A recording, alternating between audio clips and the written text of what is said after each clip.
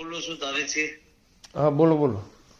હવે હું નવા વાગણીયાથી એડવોકેટ આયન રાઠોડ બોલું છું. હા ને ગામનો નાગરિક છું.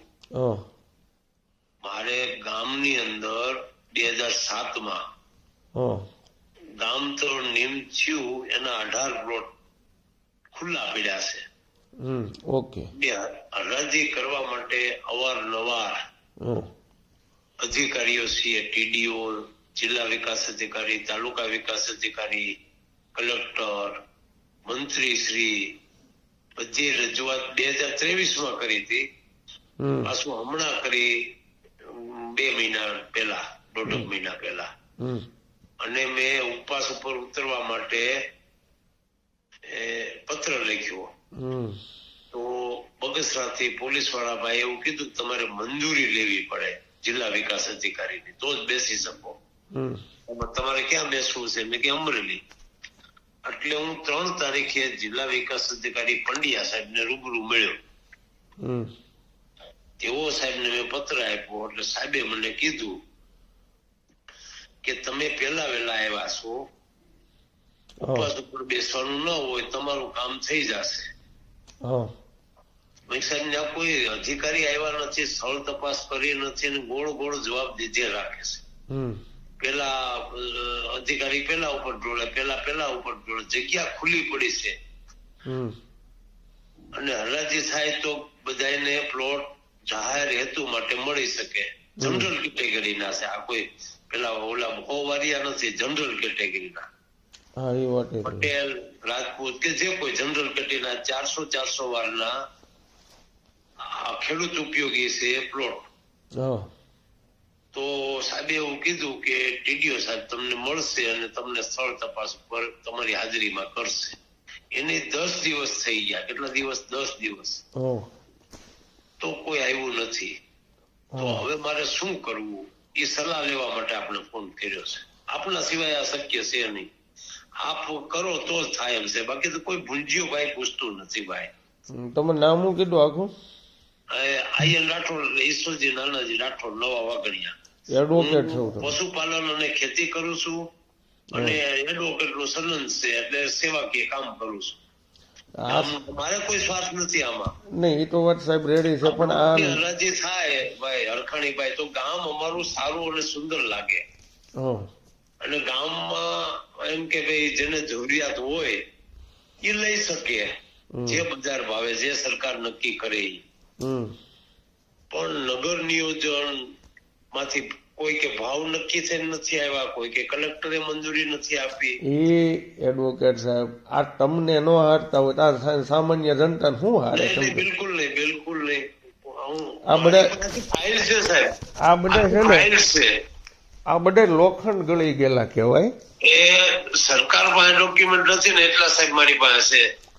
આ પણ એ ના વાત સાંભળો, તમે એડવોકેટ છતાંય જો આ હેરાન કરતા હોય તમને, નહીં કાંઈ જવાબ નથી દેતા. એટલે આ બધા છે ને લોખંડ ગળી ગયેલા કહેવાય. અને આ બધા છે ને તોફાન કરવું નથી, ગેરશબ્દ બોલવા. મારે શાંતિ ગાંધી સિંજારાએ ઉપવાસ ઉપર બેસવું છે ને એની મારે મંજૂરી મને લઈ ગયો. મારે અમરેલી જિલ્લા વિકાસ અધિકારીની ઓફિસે તારીખ 16/3 કસેરી સમય દરમિયાન બેસવાનું મેં નક્કી કરેલ છે. મંજૂરી આપે તો ભલે, નો આપે તો ભલે. બીજું સાહેબ અમારો ટેકો રે. વાત સાંભળો, હું કાલે છે ને હાજી સાહેબ હારે વાત કરી લઉં કે ભાઈ હું તમારો રસ્તો લેવો છે. આ નમાલીના છે, અત્યારે સિટીના સાકર છે, તમે સમજ્યા? એટલે આ બધા એના દાદાઓની વાત જોતા હોય કે અમારા દાદા છે ને પરમિટ આપે ને તો બધું કરવી. આ સામાન્ય જનતાને છે ને, આ સામાન્ય જનતાની એટલે અત્યારે પીડા આવે છે ને એની વાત જવા દો. ટીડીઓ સાહેબ ધારીથી ચાર્જમાં આવ્યા હતા, એને બી પત્ર આપ્યા, એને કઈ નથી કર્યું. હવે 15 મહિને ચાર્જમાં આવે ને બીજા ટીડીઓ હોય, કોઈ ઓફિસમાં જાય તો બધા મીટિંગમાં આવે, કોઈ મળતા નથી. કાંઈ વાંધો નહીં, હવે આપણે રૂપ દેખાડવી ને પણ એને. ભલે પ્રયત્ન કરો અને 15 તારીખે આવો. ત્યાં આપણે કઈ તમારે આપણે કઈ તોફાન નથી કરવાનું, કઈ ગાગા માણસો નથી થવાનું. પણ આ તો મારે તો કેવું તો પડે ને. મારું વ્યક્તિગત નથી. એડવોકેટ સાહેબ આ બધા શું છે ખબર છે? હું એક્શન લઉં ને છતાંય આ બધાને કામ કરવું છે. હવે આ હરામીઓને ખબર કેમ નથી પડતી કે ભાઈ તમારે પછી કરવું ને અત્યારે કરવું?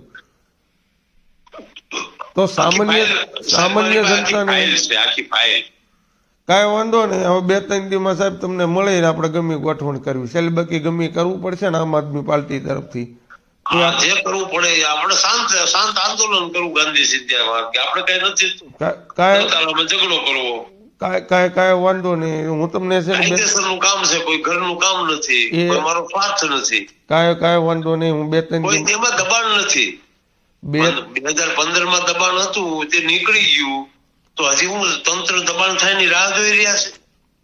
આ બધા હવે કઉ છું તો ખરા, આ બધા સિટીના સાકર થઈ ગયા છે. બરાબર. એને સામાન્ય જનતા નથી દેખાતી. એના ભૂપા બેઠા છે ને ભાજપમાં, ભૂપા ઠાકી ગયા. એટલે આ લોકો છે ને હવે એના થકી હાલે છે. પંડ્યા સાહેબે મને એવું કીધું કે તમે ઉપવાસ પર ન બેહવાનું, કામ થઈ જશે, આવું આશ્વાસન આપ્યું. પંડ્યાને આપણે મળશું ને. ઓલે પંડ્યા કઈ ખેતની મૂળી છે, પણ આપણે પંડ્યાને મળી લેવું કે ભાઈ તારે શું કરવાનું છે. પંડ્યા સાહેબ ને મેં લેખિત અરજી આપીશ. એ હવે સાહેબ હવે વાત સાંભળો. સાહેબ ગયા તબલા મારે પંડ્યા કયો નહીં, કેમ કે એના અધિકારી ને કઈ કામ તો સામાન્ય જનતા નથી કરવું. અધિકારી છે એટલે સારું લાગે.